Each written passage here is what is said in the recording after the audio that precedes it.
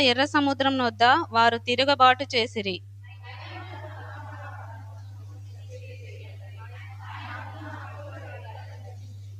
ఆయన ఎర్ర సముద్రమును గద్దింపగా అది ఆరిపోయెను.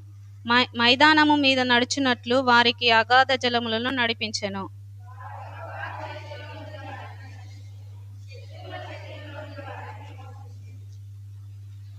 నీళ్లు వారి వారి శత్రువులను ముంచివేసెను. వారిలో ఒక్కడైనను మిగిలి ఉండలేదు.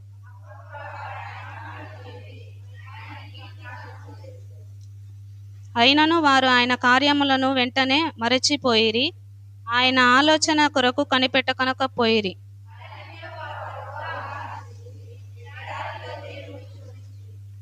వారు కోరినది ఆయన వారికిచ్చెను. అయినను వారి ప్రాణమునకు ఆయన క్షీణత కలగజేసెను.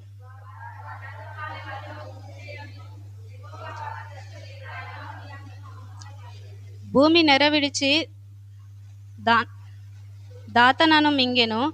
అది అంబీరము గుంపును కప్పివేసెను.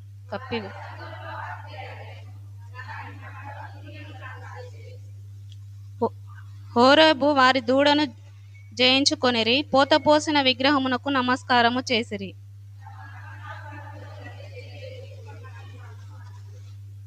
దేవుడి కొద్ది వాక్యం దీవించును.